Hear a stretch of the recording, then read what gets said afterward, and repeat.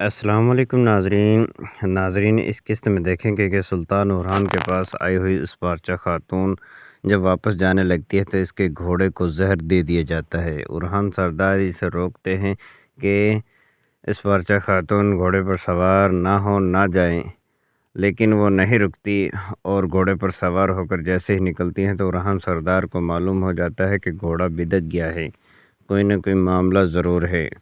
وہ اسپارچہ خاتون گھوڑے پر سوار ہو کر قبیلے سے نکلتی ہیں اور اورحان سردار بھی ان کے پیچھے ہی گھوڑے پر سوار ہو جاتے ہیں، اور ڈیفنے خاتون کیونکہ اس نے زہر دیا ہوتا ہے اور یہ ایک جگہ کھڑی ہو کر ہنس رہی ہوتی ہے۔ سلطان اورحان بھی اپنے گھوڑے کو ایڑی لگاتے ہیں اور اسپارچہ خاتون کے پیچھے روانہ ہو جاتے ہیں۔ اسپارچہ خاتون کے گھوڑے کی سپیڈ بہت زیادہ تیز ہوتی ہے کیونکہ اس کو زہر دیا گیا تھا، وہ پاگل ہو چکا تھا اور بہت زیادہ تیزی سے دوڑ رہا تھا۔ اورحان سردار نے اپنے گھوڑے کو بہت تیزی سے دوڑایا اور اسپارچہ خاتون کے قریب چلا گیا اور دیکھا کہ اسپارچہ خاتون اپنے گھوڑے کو روکنے کی کوشش کر رہی ہے، لیکن وہ نہیں رک رہا۔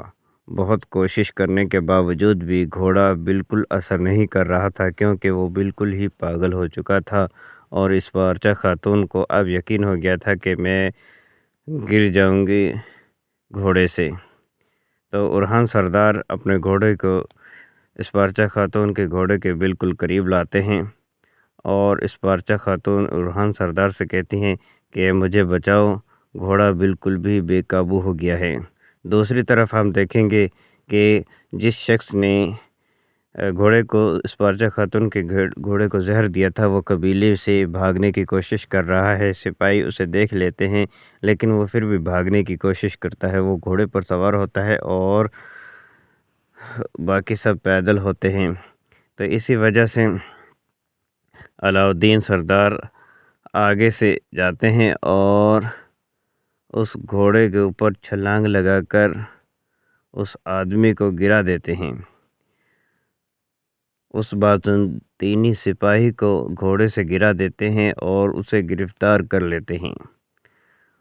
اسپارچہ خاتون کا یہ سپاہی ہوتا ہے جسے ڈیفنے خاتون نے حکم دیا ہوتا ہے کہ اس گھوڑے کو زہر دینا ہے اور اس اسپارچہ کو مار ڈالنا ہے، لیکن یہاں کچھ اور ہی ہو رہا ہے۔ علاؤالدین آگے سے اس گھوڑے کو قابو کرنے کی کوشش کر رہے ہوتے ہیں اور گرفتار کر لیتے ہیں۔ دوسری طرف اورحان سردار اسپارچہ خاتون کے بالکل قریب پہنچ جاتے ہیں اور انہیں روکنے کی کوشش کرتے ہیں، لیکن گھوڑا نہیں رکتا۔ اورحان سردار اسپارچہ خاتون کو پکڑتے ہیں اور اپنے گھوڑے پر سوار کروا لیتے ہیں۔ جیسے ہی اسپارچہ خاتون کو اپنے گھوڑے پر سوار کرواتے ہیں اور دیکھتے ہیں کہ ان کا گھوڑا بالکل بھی قابو نہیں ہو رہا، اسپارچہ خاتون کو پکڑتے ہیں اور اپنے گھوڑے پر سوار کروا لیتے ہیں۔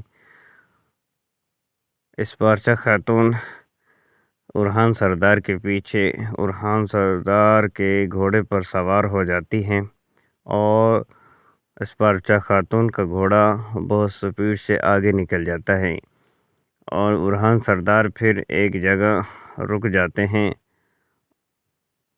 اور اسپارچہ خاتون گھوڑے سے نیچے آتی ہیں، پھر اورحان سردار بھی گھوڑے سے نیچے آتے ہیں، اور جیسے ہی وہ رکتے ہیں اسپارچہ خاتون کہتی ہیں بہت شکریہ اورحان سردار، آپ نے مجھے بچا لیا۔ اورحان سردار کہتے ہیں کوئی بات نہیں، یہ تو میرا فرض ہے۔ اتنے میں اسپارچہ خاتون اور اورحان سردار دیکھتے ہیں کچھ سپاہی وہاں پر آ جاتے ہیں، بازنطینی سپاہی ہوتے ہیں، اور وہ اسپارچہ خاتون اور اورحان کو مارنے کے لیے آ جاتے ہیں۔